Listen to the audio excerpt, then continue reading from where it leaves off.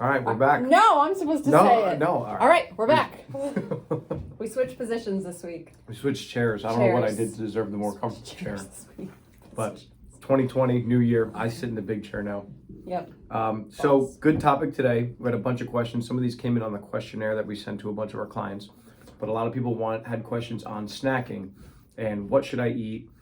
Should I eat it between one of the meals, multiple meals, and what should that snack look like? And will snacking prevent me from feeling more hungry when I get to lunch and dinner time? So we just had an interesting conversation about this, and I love Lauren's take on it. So I'll let her take the floor. Well, I think the first question is, are you actually eating enough during your meals? Do you really need snacks? I think people are so set on having the breakfast, the snack, the lunch, the snack, the dinner, and then sometimes the snack again. Bodybuilding, sure, bodybuilding. 6 meals a day. Yeah, exactly. Bodybuilding meals one-on-one. I remember in high school, that was everybody's meal template. Mm-hmm. It was X amount of grams of protein, X amount of grams of carbs in each meal, and then X amount of protein and carbs also in the 2 snacks. That was maybe half of what the meal was. Look, people are very successful when they do that and when they're planned out and they're structured. You get into trouble when you don't have a plan for that snack and then you end up picking on goldfish or something that you wouldn't normally have eaten, and then you're 600 calories deep because it's easy to do that and to continue to just pick and pick and pick. And I think having some structure behind your snacks is important. So typically for those people that do want to have snacks, they like snacks, they feel like that helps them stay on track. One of the key things I always tell people is to try and have something with at least 10 grams of protein in it. So whether that's a Greek yogurt, there's a couple good flavors. I have some options here. This is one of my favorites. Good flavors, more protein than sugar. You could have a good quality protein bar if you are on the go. Again, there's a lot of different brands and flavors, so find what you like. Icon Meals has some really good snacks, protein cookies, protein popcorn. This is dangerous, a little more caloric, but so good. You could do things like smaller packages. This is little rice cakes, and although there's not a lot of protein in here, this might satisfy your crunchy, sweet craving. One of my favorites, I live off of these. I eat one every day. It's a protein cake. I've had one of these before. Oh my God, they're good. Right? Yeah. Well, and this is the pumpkin, so super basic.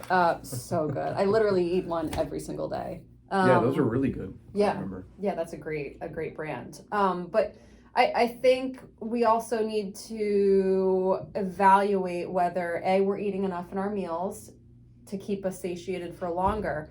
Because look, if you're adding in more snacks that aren't planned, that aren't structured, then you're just having to make another food decision, and you might likely make the wrong choice. And I think another thing that I always tell clients is, what's a snack anyway?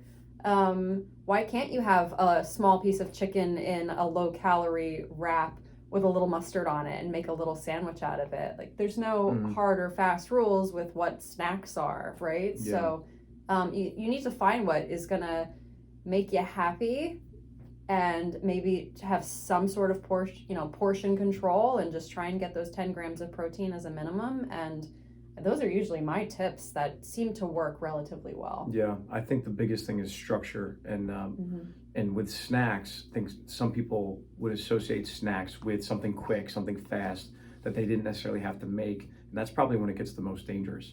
Because now you have to make that decision of, I really want a snack, but what should I get?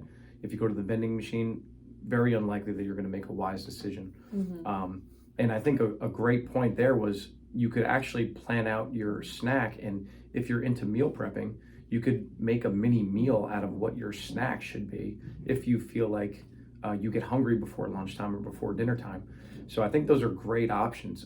But structure being, I think, the most important part of that is, what should my snack be? And what fits your lifestyle, and what do you want that to be? Could it be something as simple as this if you're really buying into the grab and go type snack choice? But that's where a lot of people, I think, make the mistake of saying, I'm gonna have a good breakfast, I'm gonna have a good lunch, and then in between I'm gonna have a snack, but I haven't come to the decision as to what that snack's gonna be. Well, and you also get to the end of the night, the late night snacking, which is where a lot of people fail, myself included. If I don't eat enough calories throughout the day, and I'm not tracking I'm definitely the kind of person that can sit and have 1,000 calories worth of goldfish easily because I'm a volume eater. And then that is just totally derailing my progress. So it happens to all of us. And, you need to decide whether you really want the snack. And if that's the case and you're finding yourself failing night after night and having those 1,000 calories that you didn't need, you maybe need to try and have a little bit bigger dinner and figure out, if that's going to be what works for you. Sure. Yeah. So are you a snacker? Oh yeah, all the time. Yeah, but when I plan them out, I do well. Even when I plan out the muffins that Donna brings in. Yeah, you fit it in. Yeah, when I plan out that I know I'm gonna have my muffins, then typically my lunch would have less carbohydrates and fats in it than normal. If I end up not having the muffins, then maybe I'll have a little bit more with what I typically have for lunch, which is turkey meatballs on a wrap or a turkey burger on a wrap or something like that. Reliable. Essentially something turkey, probably in a wrap. Have you ever had ground chicken? Yeah. Oh, I love ground chicken. I like that better than turkey. Yeah, but I like even just having this conversation now. I'm like, that's actually a great idea to maybe in between, if I get the opportunity to go home before the night sessions start, just make a few turkey meatballs really quick, as opposed to grabbing the yogurt. Like, point being, you don't have to be stuck to that one quick, this is a snack so it has to be quick, grab and go. Like, no, I might actually have time to microwave the turkey meatballs for 45 seconds and have 3 to 5 of them. Sure. And consider that a snack. And you'd probably be really happy to eat that. Absolutely. Yeah. Absolutely. So hopefully that changes a couple of ways of thinking about how snacking works. And then, we'll be back next week. This is our shortest one yet. Yay! Ever. We did it.